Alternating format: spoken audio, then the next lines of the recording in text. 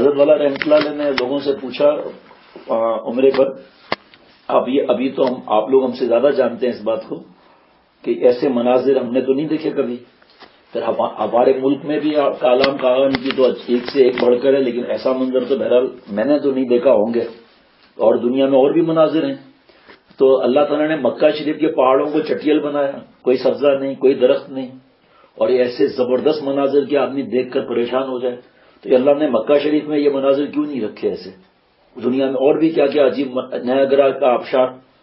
حضرت والا نے فرمایا کہ اللہ تعالیٰ نے دل میں ڈالا کہ اگر یہ مناظر میں یہاں پیدا کرتا تو حاجی صاحب کعبے کو چھوڑ کر فوٹوگرافی کر رہے ہوتے وہاں کر. پھر حاجی صاحب وہاں ٹورسٹ بن کر آتے، وہاں جان چھڑا کر جلدی جلدی طواف کیا، بھاگ دوڑ تیزی سے کر کے جناب سر منڈا ہے، سیدھے وہاں کھڑے میں فوٹوگرافی کر رہے ہیں وہاں جا کے. پھر مکہ حضور صلی اللہ علیہ وسلم روزے مبارک کیوں نہیں رکھا اللہ تعالیٰ نے وہاں مکہ شریف میں 460 کلومیٹر دور؟ حاجی صاحب جا رہے ہیں 460 کلومیٹر دور. فرمایا اس لیے کہ اگر یہ دونوں یہاں ہوتے تو حاجی صاحب کے دل کے دو ٹکڑے ہو جاتے. کعبہ شریف میں دل چاہتا کہ بھاگے روزے رسول صلی اللہ علیہ وسلم پر بھاگے، جالی مبارک پر کہتے بھاگو مکہ شریف پہنچو، وہاں پر ہر وقت دل ٹکڑے ٹکڑے ہو جاتا. جاؤ 460 کلومیٹر دور جاؤ، وہاں پر جاؤ.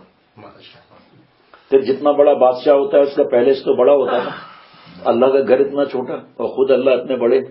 حضرت نے فرمایا کہ میاں شکر کرو اتنا چھوٹا ہے، اگر یہاں سے جدہ تک ہوتا نا ایک طواف میں حاجی غشقا بھی گر گیا تھا. اللہ تعالیٰ حضرت کے درجات کو بلند فرمائے.